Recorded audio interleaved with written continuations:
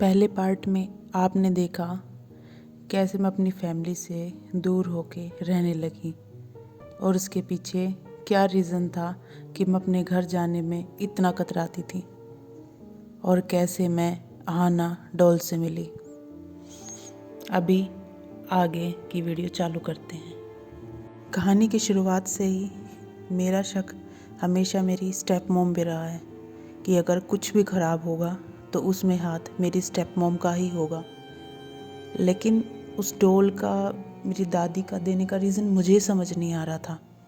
ना तो वो डॉल नई थी और ना उसमें कुछ खूबसूरत देखने लायक था। वो काफ़ी डरावनी थी दिखने में ही। लेकिन दादी ने इतना प्यार से दिया तो मैं उसे लेकर अपने रूम पे आ गई। रूम पे इंतज़ार करती हुई मेरी रूममेट कम फ्रेंड मुझे देखकर स्माइल करते हुए बोली, कैसा रहा तुम्हारा फैमिली के साथ टाइम बिताना। और उसने मुझे बिलेटेड बर्थडे विश भी किया और पूछा कि मेरे फादर की तबीयत कैसे है और सब घर पे ठीक हैं कि नहीं। मैंने काफ़ी प्लीजेंट वॉइस से उसे बोला विद स्माइल कि सब अच्छा चल रहा है और अपने कमरे में जाकर अपने बैग को अनपैक करने लग गई। मेरी रूममेट काफ़ी चाइल्डिश है और काफ़ी क्यूट भी।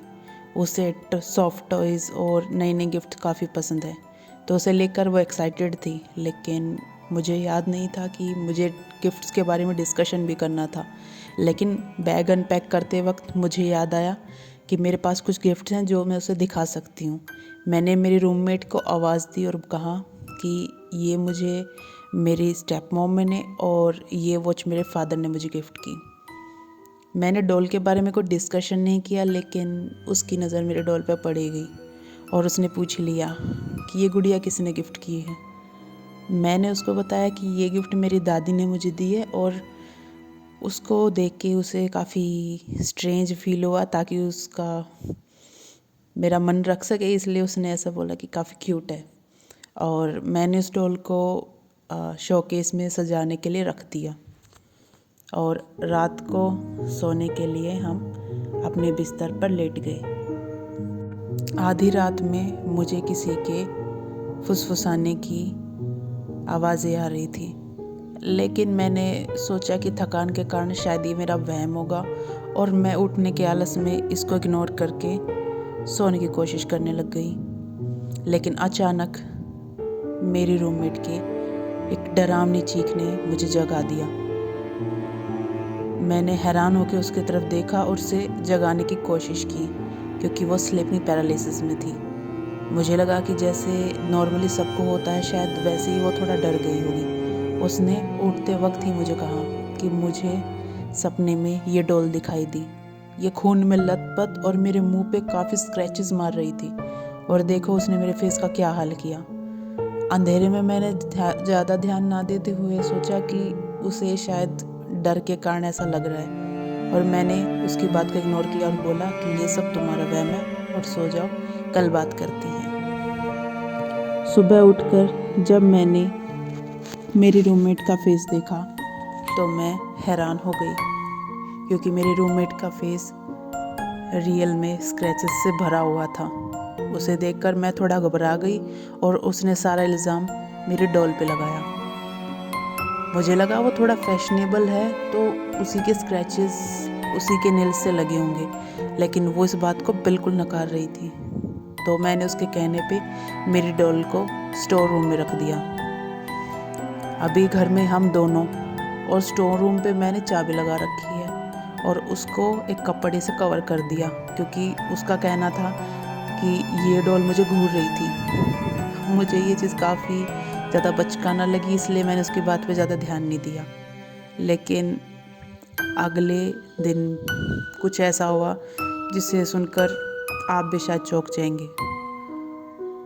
जो मैंने मेरी डॉल के फेस पे कपड़ा डाला था उसमें अपने आप आग लग गई और सबसे वियर्ड चीज़ कि ना उस कमरे में कोई गया, चाबी मेरे खुद के पास और वहाँ पे तो कोई फायर सोर्स ही नहीं था। अगर कपड़ा जलाया तो कुछ और जलता, लेकिन सिर्फ एक कपड़ा जल के राख हो गया। ये चीज़ ने मुझे थोड़ा डिस्टर्ब कर दिया। मेरी जॉब 8 आवर्स की होती है, 9 to 5, तो मुझे इतना वक्त नहीं होता कि मैं अपने रूम का ज़्यादा ध्यान रख सकूं। इसलिए मैंने मेरी फ्रेंड को बोला, जो कि पार्ट टाइम जॉब करती थी। उसे ज़्यादा जॉब की ज़रूरत नहीं थी क्योंकि वो स्टडी पे फोकस कर रही थी और घर पे ही प्रिपरेशन करने का उसका मोटिव था। तो मैंने उसको बोला कि वो घर का भी ध्यान रखे और थोड़ा अपनी पढ़ाई भी साथ साथ करती रहे। 2-3 घंटे के बाद वो फ्री हो जाती थी। उसके बाद फिर जब भी मैं अपनी रूममेट से बात करने की कोशिश करती, वो मुझे इग्नोर करने लग गई। मुझे लगा कि होगा किसी चीज़ से उसको इरिटेशन, इसलिए मैंने उसको ज़्यादा बात करना इग्नोर ही किया। मुझे लगा कि इससे अभी किसी बारे में बात करूँगी तो शायद उसका मूड ख़राब हो, और कहीं ना कहीं मैं भी उससे इरिटेट होने लग गई थी क्योंकि रोज़ रात को उसके चिल्लाने की आवाज़, कोई ना कोई उसको चोट लगती, कभी उसको फीवर होता। मुझे लगने लगा कि वो सारा ब्लेम मेरी ही डॉल पर डाल रही है। इससे हमारा जो आपसी रिलेशन है वो ख़राब होने लग गया। लास्ट में उसने डिसाइड किया कि वो रूम छोड़ देगी अगर मैं उस डॉल को नहीं फेंकूंगी। मुझे उसकी बात पे गुस्सा और मैंने उसको ही जाने को बोला, लेकिन बाद में मैंने सोचा कि उसको निकाल के क्या होगा, तो मैंने अपनी डॉल को ही मेरे फैमिली के पास वापस भेज दिया। मैंने कोरियर से अपनी डॉल को भेजने का सोचा, लेकिन हुआ काफ़ी अजीब कि कोरियर वाले का एक्सीडेंट हो गया।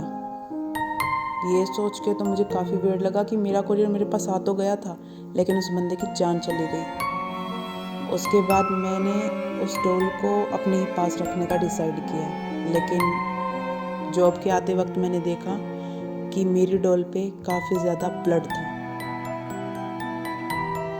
मेरी रूममेट मुझे आसपास कहीं भी दिखाई नहीं दिया।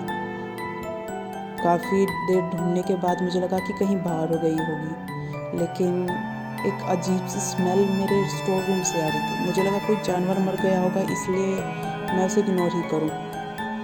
लेकिन काफ़ी वियर्ड था कि वो स्मेल बढ़ते ही जा रही थी। एक दिन मैंने मेरा स्टोर रूम खोल दिया और मैं उसे देखकर बिल्कुल घबरा गई। वहाँ मेरे रूममेट की लाश थी।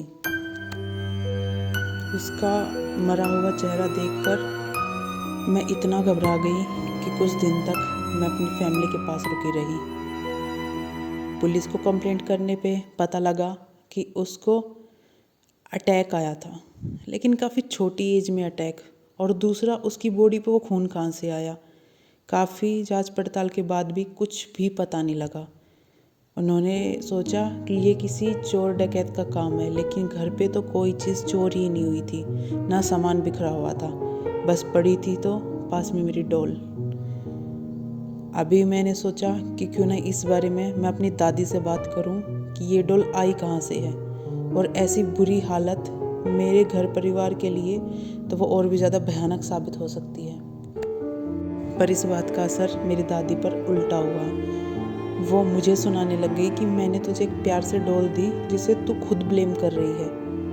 क्या इतना ही भरोसा अपनी दादी पर मुझे उनकी बातों में झूठ लग रहा था। काफ़ी बार कोसने पे मैंने रोकर सिर्फ एक बात पूछा कि आपको मेरी कसम क्या रीज़न है, कहाँ से आई ये डॉल, मुझे जानना है। तब मेरी दादी ने मुझे बोला कि उनको ये कहीं से दी गई है, जिससे मेरी मेंटल हेल्थ और घर परिवार के लिए ये गुड लक होगी, क्योंकि जहाँ से ये डॉल आई है वहाँ पे काफ़ी ज़्यादा इसकी पूजा की जाती है।